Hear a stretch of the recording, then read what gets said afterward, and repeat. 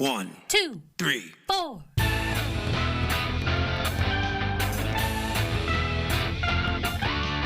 Monster movie. Fun time, go! Monster movie. Fun time, go. Monster. Movie. Fun time. Go! Monster movie. Fun time, go. With Precious D and Honeybee. Fun time, go! Hello, everyone. Welcome to Monster Movie Fun Time Go. I am your host, Precious D. And I am your other host, Honeybee. Honeybee, I have been studying Japanese. I know. How is it going? The 3 different alphabets is a bit of a hurdle. Yeah, it's a little bit challenging. I wanted to study Japanese because I wanted to go to a big Godzilla convention in a year or two. But guess what? What? The biggest Godzilla convention in the world is in America, not in Japan. Oh! But I think they must still have one there in Japan, so I'd still like to go.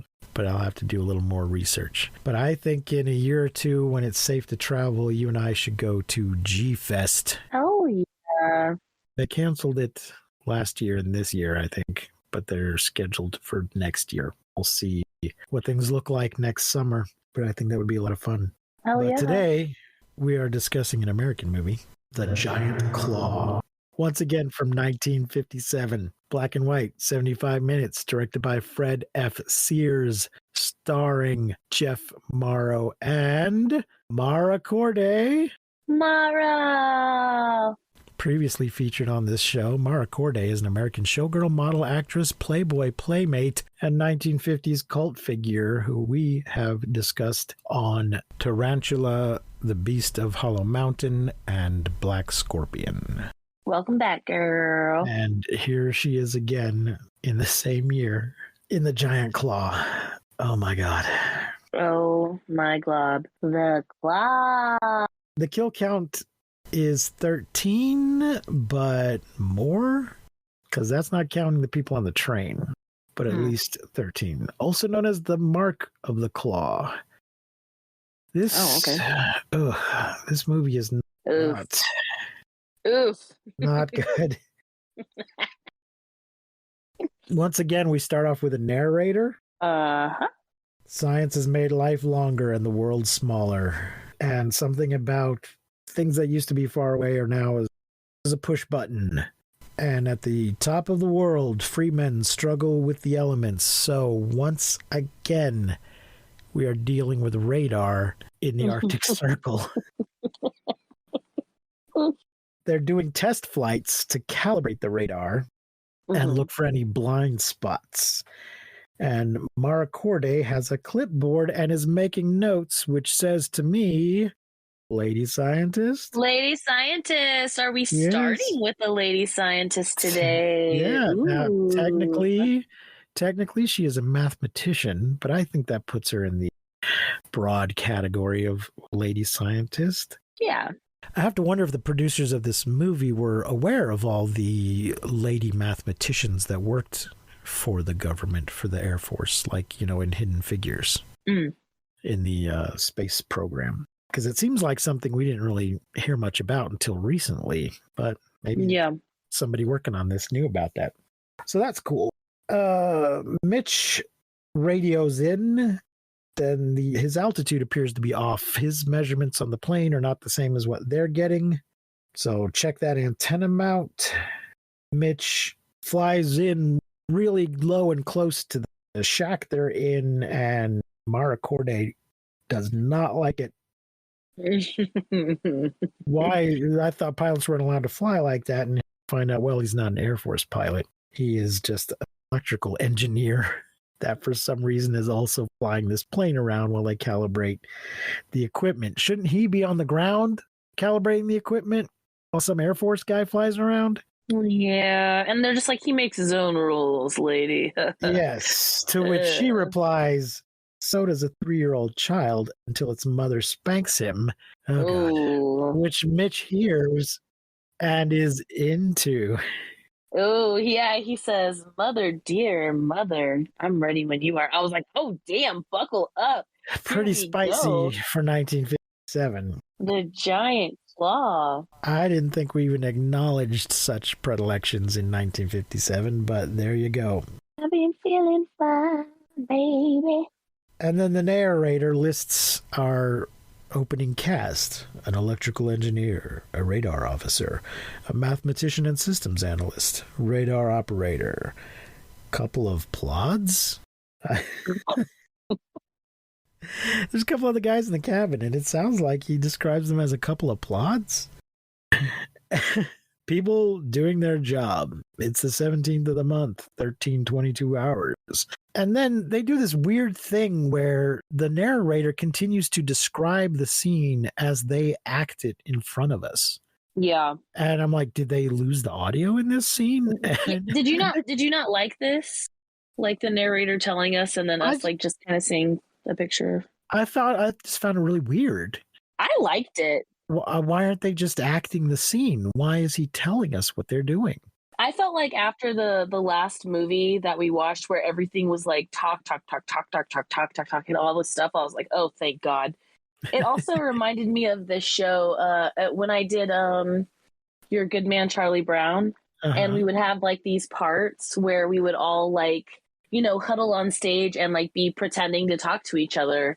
And you say things like watermelon, watermelon, watermelon, like that kind of thing. And there was this one guy in the show, his name was Juancho. He was so funny. And every time we would like come around to like do that and like make this huddle and like pretend to talk to each other, he would say things like, fuck your mother.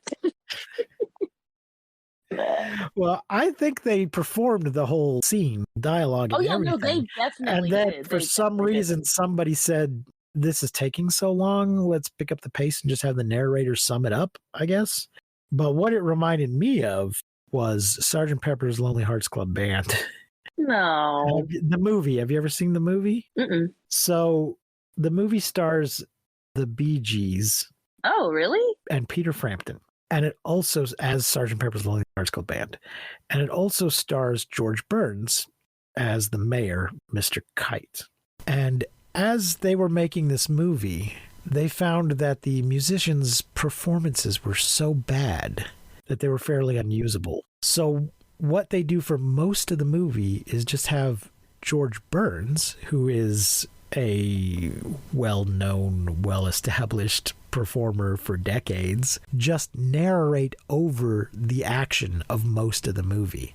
So we see them talking to each other, but we don't hear them as George just describes what's happening. It's incredible. That's not the reason they're doing it in here, because these actors all seem to be doing a perfectly adequate job, but it just reminded me of that. Why is he telling us when they're doing it right there? I thought it was a choice and I liked it. You should watch Sgt. Pepper sometime, but watch it knowing that, and you can see how much they just work for them. They were like, ooh, we can't do that. But Mitchell McAfee sees a UFO, and then there's stock footage of scrambling to intercept, and then Mitch is in trouble with Major Bergen because he thinks Mitch was making shit up. He sent everybody out there and they didn't find anything. And there's 3 radars and they saw nothing but him. But one of our planes didn't come back thanks to you and your false alarm, you fucking fuck. I wrote maybe not false alarm, but I don't know who. But then a call comes in, a transporter, a passenger plane is missing, and the pilot yelled UFO before the radio died, but there was nothing on the radar. So maybe not a false alarm. Yeah, suck it, nerds. Yeah.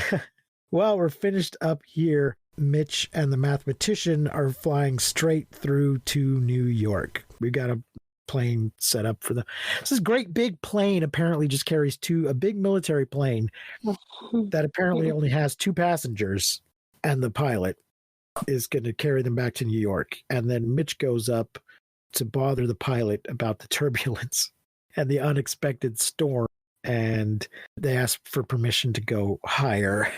And Mitch talks about a blind spot. And at 10 minutes and 52 seconds, we get a blurry glimpse of the creature, the giant claw, whatever it is. This one does try to maintain some mystery. Yeah. With the title and the blurriness.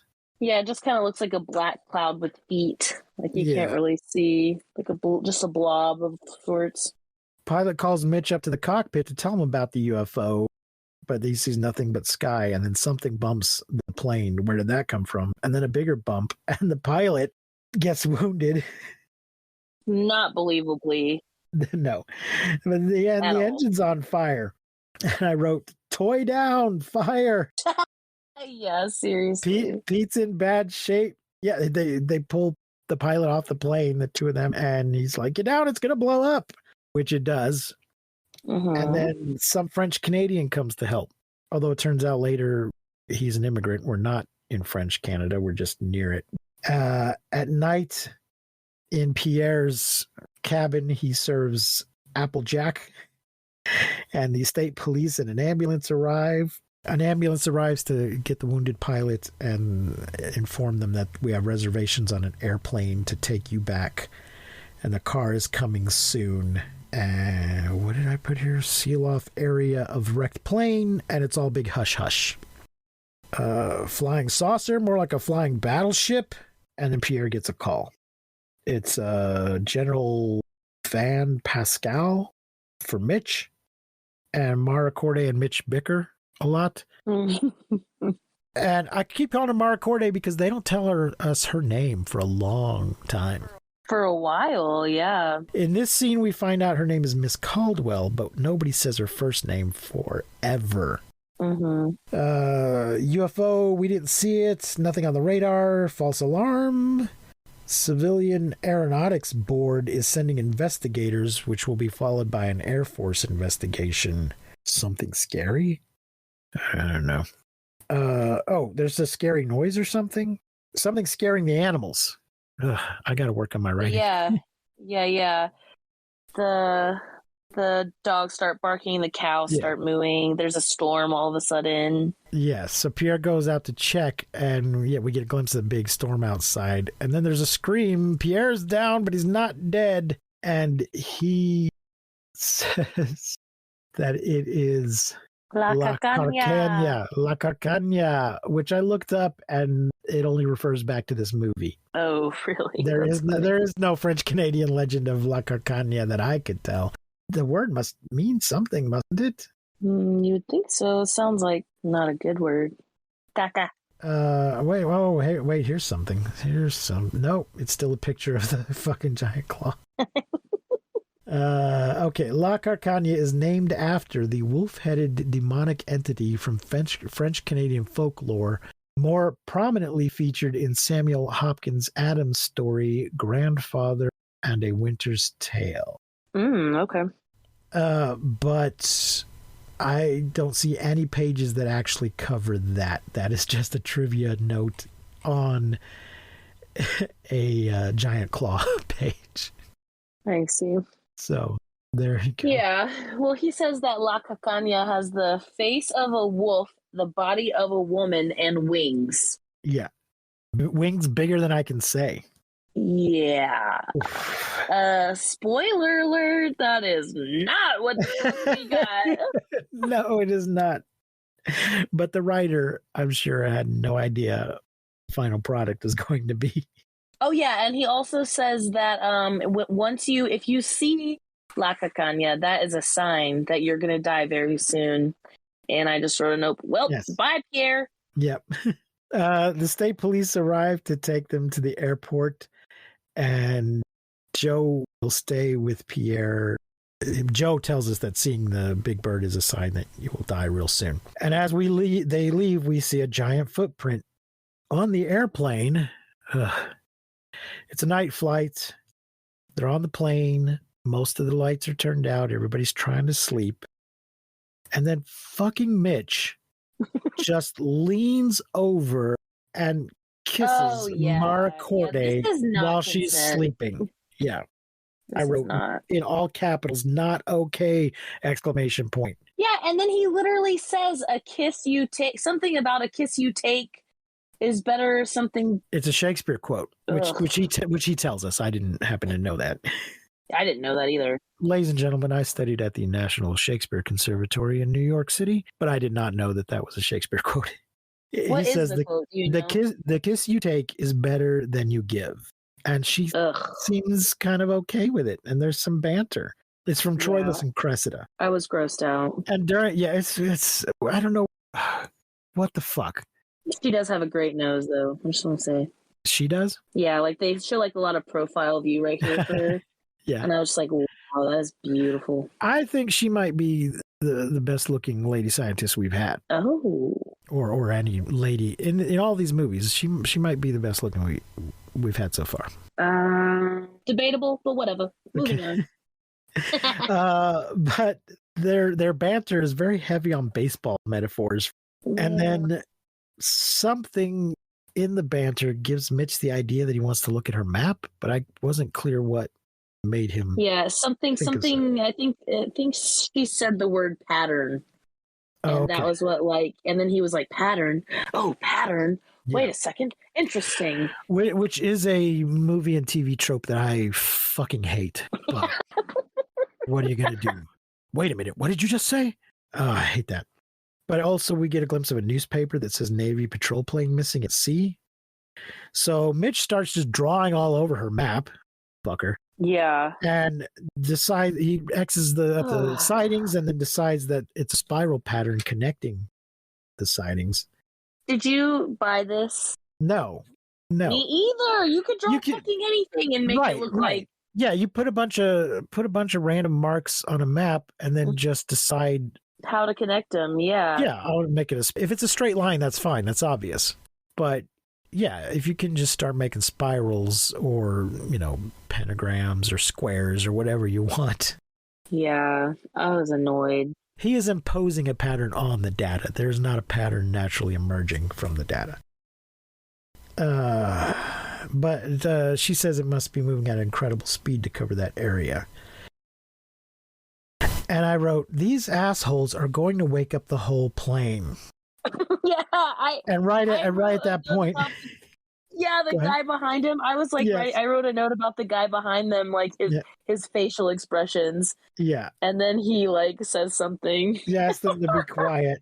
Or some of us are trying to sleep. And then they keep talking, but more quietly, but still loud enough for everybody else to hear. Yeah, talking with their tongues down each other's throats. And they decide, let's just make out. Which, that's not going to keep anybody awake, I'm sure. So yeah, they turn off the light and have a little make-out sesh on the plane. Mile High Club. Yeah, after they both just smoked a cigarette. So delicious. On an airplane, which you used to be able to do.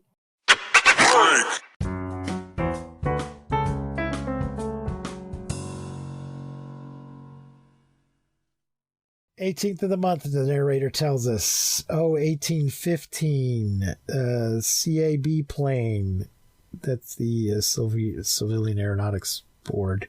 Investigative team, 4 people and a pilot. And then we get the blurry bird again, and the pilot reports the UFO that looks like a bird. So it's not really a UFO, is it? I think you've identified it. It's a bird. And at 27 minutes and 55 seconds, derp spotted. Oh my gosh. Now, I hope you said Wow. you said the black scorpion should be called Derp McGurp. Yeah, did you think this? That was nothing compared to La Carqueña. Oh my god. La Carqueña, also known as the antimatter space buzzard, which we'll get to that. So here, let me read this quote I found. This trivia at wikizilla.org. None of the actors who worked on the giant claw were aware of La Carqueña's less than terrifying appearance during filming. Star Jeff Morrow had this to say about the experience. The director, Fred Sears, just told us, all right, now you see the bird up there and you're scared to death. Use your imagination. But the first time we actually got to see it was the night of the premiere. The audience couldn't stop laughing. We were up on the screen looking like idiots, treating this silly buzzard like it was the scariest thing in the world. We felt cheated, that's for sure, but they told us afterward that they just ran out of money. They couldn't afford anything except this stupid puppet. I was never so embarrassed in my entire life. Wow. The only way that makes That is Yeah. hysterical. The only way that makes sense to me is if it's a pre-existing puppet, because they still had to build it. They still had to choose what design to make it. And even if it was a cheaply made puppet, they could have made it look more frightening. Unless it was just some derpy buzzard puppet that was already laying around. It was like a puppet that should be in like the labyrinth, like yeah, smack that baby, you can pee. Yeah. Like, or a guest on the Howdy Doody show or something. It was. Oh my god! The eyes. Okay, wait. Ladies and gentlemen, you got to favorite... just pause the show right now and go look up La Carqueña. Just Google it. Yeah, please. If you haven't seen it, you must. He is, I mean, it's a buzzard. It is a bug-eyed buzzard with a tuft of feathers on its head and a naked neck, and it's a fucking buzzard. Hysterical. The little mohawk. Oh my gosh. I think that's my favorite part of this puppet was the little mohawk, or maybe how he like kind of snarls, like his little nose would kind of move, you know? Yeah. Like show his little teeth. Yeah. Oh my gosh. I was dying. I was laughing so hard. Which was not the desired effect.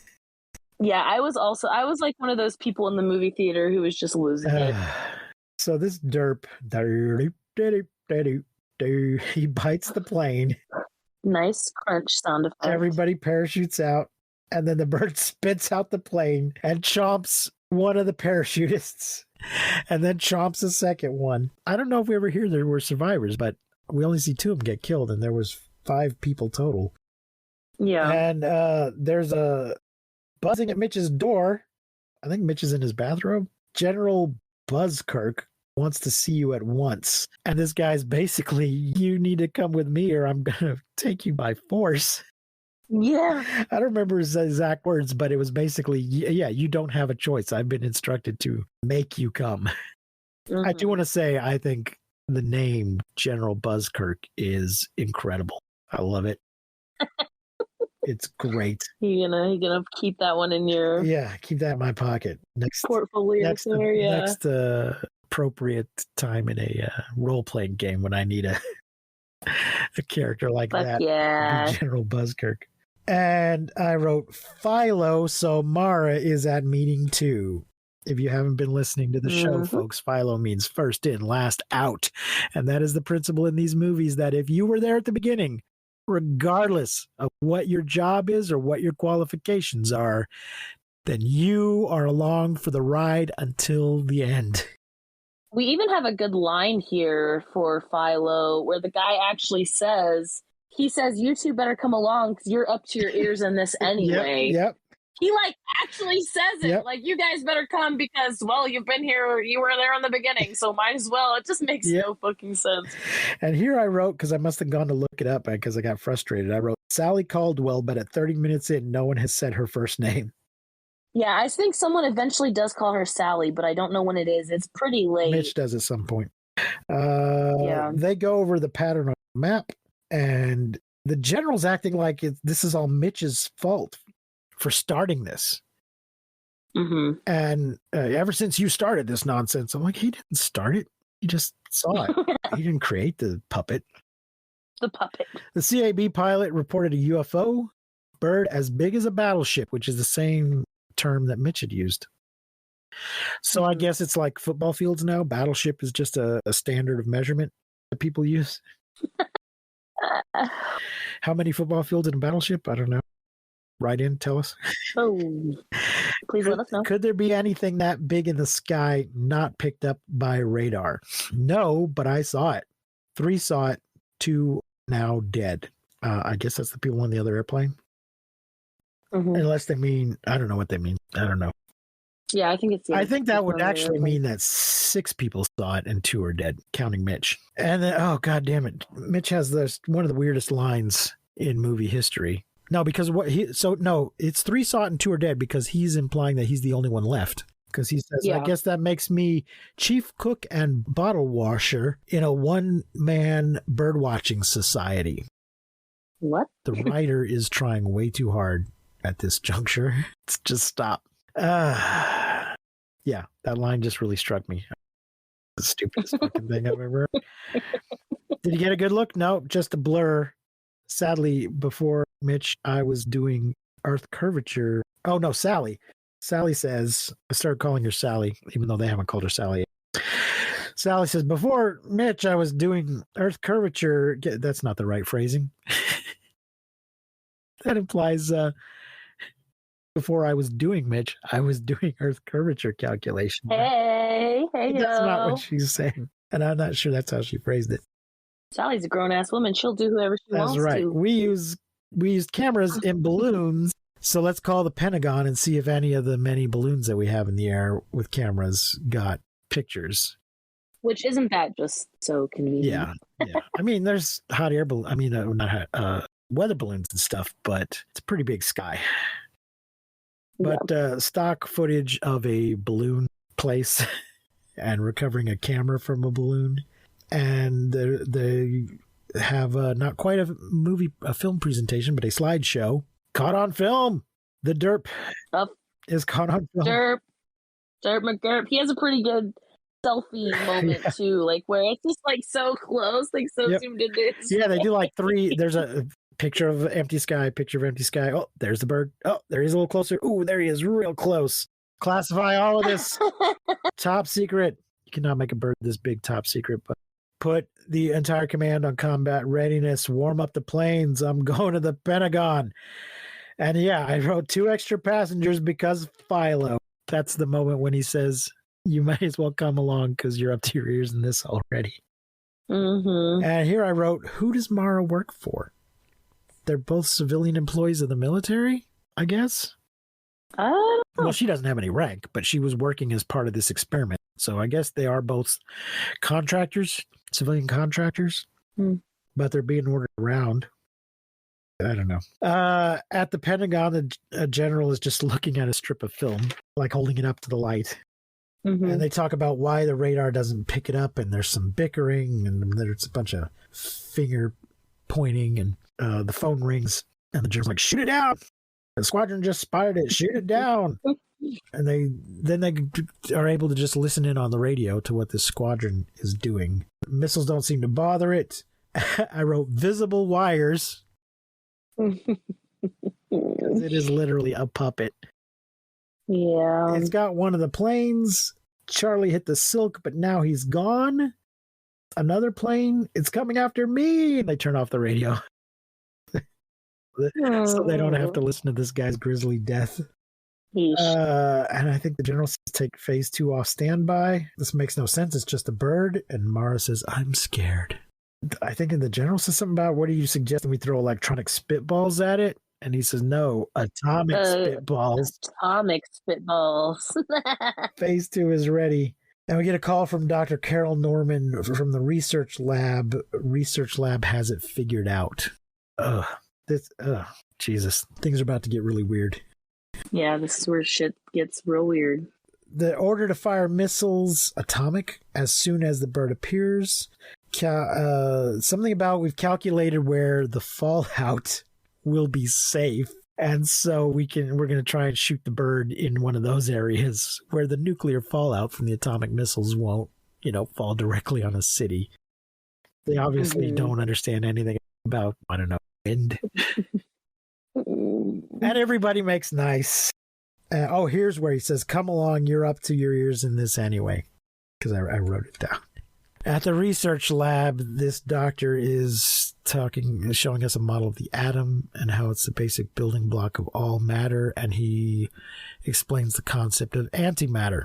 Matter has a positive nucleus and negative electrons. Antimatter has a negative nucleus and positive electrons. Science has proved this is so. Has it? Science!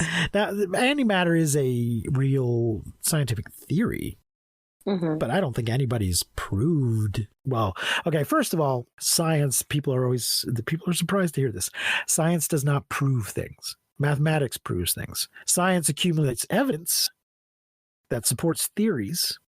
And if the theory is continually supported by the evidence, science disproves things. Science falsifies things. A good scientific theory can be falsified.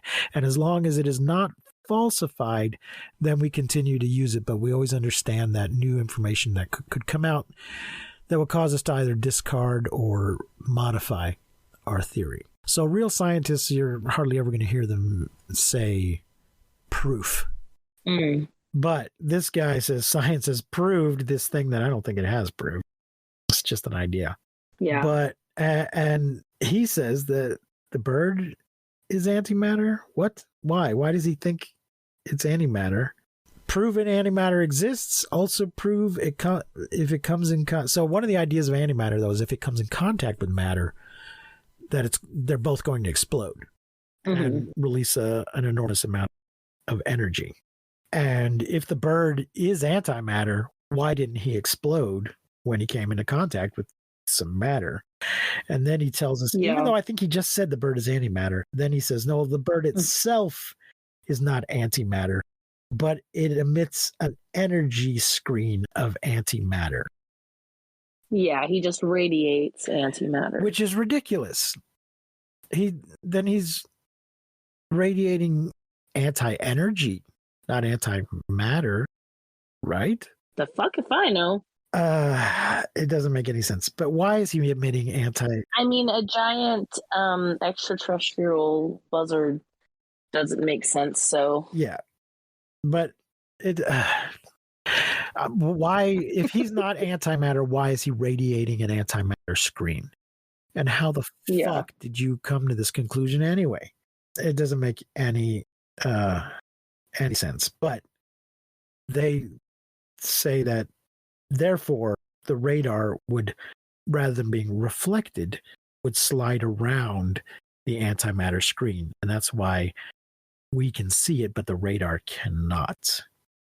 Right. And also why they couldn't shoot it, because it was just bouncing off before it could even hit him. Yeah. Not guesswork? Seems like it is. Somebody says no, this is not guesswork, but it seems to me like it is guesswork. Where did it come from? The feather, they have a piece of feather that defied analysis, contained no earthly element. Testing it wrecked the equipment. Yeah, a lot of equipment. The bird is from outer space, from a godforsaken antimatter galaxy. Then why is it here? Why did it come all the way here? I don't know, but I wrote right here that Mara's dress has pockets. It has pockets. We love to see. Pockets? Love to see her dress with pockets. I was very excited. You and all the TikTok ladies. But Van will fly them back to New York, which confused me at first till I remembered that General Ford's name is Van. Or is it General Buzzkirk? General Ford was in the other movie. General Buzzkirk, I think, is named Van. Stay ready. And of course, everything is classified. General Constantine calls the Secretary of Defense. They're just now calling the Secretary of Defense. Great timing, people. And the narrator tells us that the bird revealed itself to the world. So it started flying where people could see it. And there we see shots of people being scared. Mara comes to see Mitch. The narrator also says, in a fantastic orgy of destruction, when describing the... Not all orgies are sexy orgies. Some of them are just destructive orgies. They're just fantastic orgies of destruction. Yes. All I'm saying is, what? Hell yeah. Fantastic orgy of destruction. It is an appropriate use of the term, yes. I agree that it's, I just think it's wonderful. Okay. And it was my favorite thing about the movie. Well, that's sad. No, I love the puppet. Mara comes to see Mitch. She's been running his figures and also wants a kiss. Ew. Because he's like, hello, hey, how you doing? She's like, Mitch, and kind of holds her cheek out. It's been 2 days since we got back, and Mitch has been working nonstop. But apparently they're already at the greeting each other with a kiss stage since making out on the plane. And then Mitch says another weird line, cockeyed concept pulled out a Cloud 8? Cloud 8? Ever stop to wonder why it came here? Yes. Why the fuck is it here all the way from another galaxy? Apparently it's not eating. Is it just using osmosis? It's not resting. Bird came here to build a nest and landed at Pierre's. So Mitch calls Buzzkirk, I need a fast plane and a helicopter. I'm going to Pierre's. And at 50 minutes and 27 seconds, Mitch says Sally's name for the first time. Jeez. And I wrote Exposition Radio, so the Exposition Radio Network must be giving us some information, but I didn't write down what it was. I know. It's so the Exposition Radio comes on for General Considine to inform everybody that we have no solution. Just everyone, just take off your shoes and enjoy this fantastic orgy of destruction. We interrupt this programming to bring you this special message. We're useless. Thank you, and now back to your music listening pleasure. Bird's on a rampage. We can't do anything. Back to your regularly scheduled program. Womp womp. Somebody tells us the bird is attracted by movement. Martial law is declared, no traffic, blackouts at night, minimum movement by day as authorized. The bird flies by. Then we see Mitch with the bird, the plane and the helicopter taking Sally and Mitch and Pierre in a plane. There it is. They land. The bird just missed them. Got guns, looking for eggs. Yeah, so they have guns and they're out looking for birds' eggs because they've just decided it came here to build a nest. They found the nest, but no sign of egg. And then the bird lands in the nest and I guess shifts some of the nest material and they can see the egg. So Pierre leaves. Yeah, I really was upset about this whole Pierre situation at this point. Like, they just left him all scared, and then they come back and, like, use him. Yeah. And then he died. Yep. And they're like, wow, he was right. Seeing the bird did mean he was going to die. Well, I guess we'll just take his car because he doesn't need it. Don't get too far ahead. Because before that, Sally picks up a gun and says, I'm from Montana. And they shoot the egg. And then the bird takes off and knocks branches onto the couple and chases after Pierre and gets him. And that's when we hear seeing it didn't mean his death. I mean, it was 3 days later? 4 days later? It's a little unclear. Alert Washington to search anywhere it's been sighted in case there's more eggs, because I guess it came here to build multiple nests. That's not. How's it going to keep the eggs warm if it's spreading its eggs all over the place? Well, I mean, it's an alien bird. Maybe it doesn't have to keep them warm. I guess. Maybe they're self-incubate, like heating eggs from a different planet.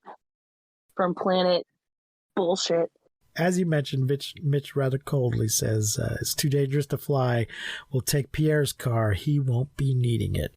Yeah, I was thanks like, to you. Fuck you, Mitch. And when they're in the car, the bunch of fucking teenagers in the car behind them are out joyriding with their lights on. There's been a lockdown declared. And they're yelling about they're not afraid of the bird. We've got salt for its tail. And this girl's ass is hanging out of the car. And the bird comes and picks up the car. And two of them jump out. Oh, yeah. And this guy says, dig you later, Gator. And I was like, aw, is that a thing? Dig you later, Gator? They also use the term daddy-o. Twice, I think. Two of the kids jump out, but two of them do not. And he drops the car and it explodes. So they pick up the two kids that are still alive and take them to town. And then we see the toy train. Mitch calls General and Doctor in to tell the plan how to shoot the bird down. I hope I've figured out how to penetrate the antimatter screen. Oh, and he talks about mesons, and a bunch of atomic mumbo jumbo. If we get close and bombard the shields with a stream of Masonic atoms, then we can destroy the shield and then hit it with the kitchen sink. He's an electrical engineer, not a particle physicist. How does he know any of this shit? But they tell him that you can have what you need running out of time. And the narrator talks a little bit about Masonic atoms and failure after failure while they struggle, panic spreads. And yeah, then the bird attacks a toy train. Yay! I know you love it when there's toys. I do. I really do. I love that you call them toys and not models. Oh, my bad. No. Continue to call them toys. It amuses me. At the lab, the doctor and Sally are asleep, and then something explodes and Mitch is down. And Wink, wink. cut to Mitch in bed. Oh, and somebody tells him it was a magnificent effort, but doomed to failure. And he's like, no, we got to get the equipment on the plane. The explosion was not an accident. He's like, no, I meant for this to happen. The machine works. Let's go. Get me my pants. Get me my pants. At the airfield, they're fitting an ejector nozzle to the back of a plane. And need doctor? Oh, we need the doctor, Mitch, and a calculator. By calculator, they mean a person that does calculations, not a Texas Texas Electronics pocket calculator. Someone for Sally to brief. I don't want her coming on the plane. So we get our moment of sexism here from the character, not from the movie. But Mitch is the worst. He's a douche nozzle. Yeah, I was over Mitch whenever Pierre died. I was over Mitch when he started smooching on sleeping ladies. Prince Charming. She's not under spells. She doesn't need you to wake her up.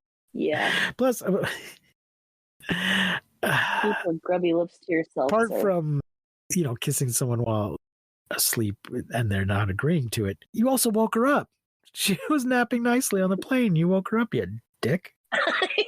Anywho, they explain that the thing is on the tail instead of the nose, so they don't fly into the meson field. And Sally's being very heteronormative with her sandwiches and coffee, handing out stuff to the men. But the bird is spotted. No time for replacement. Sally's going, yay, because Philo, motherfuckers.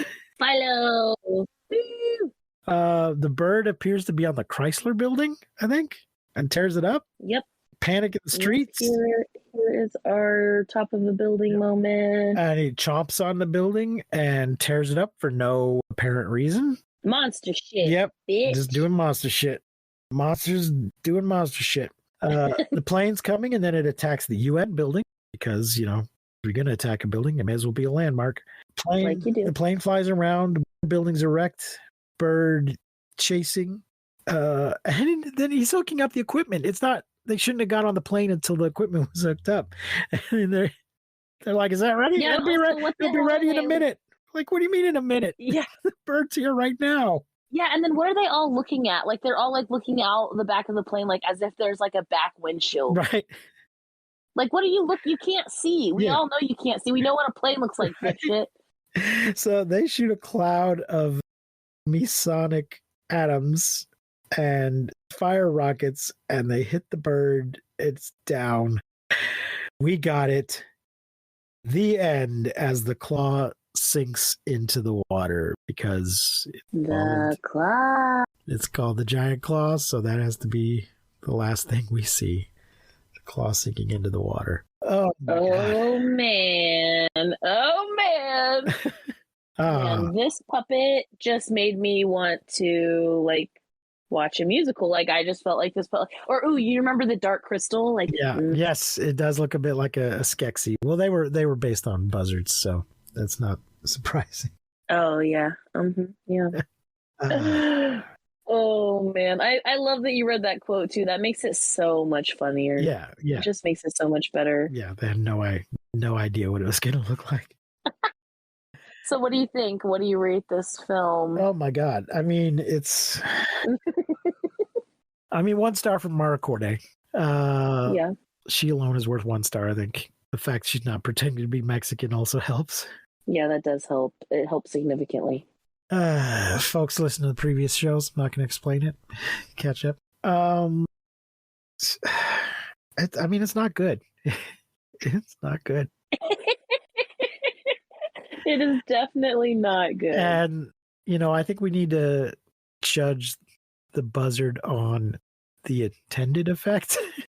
Yeah. Because the buzzard's incredible, but not in the right way. Right. Yeah. Oh, man.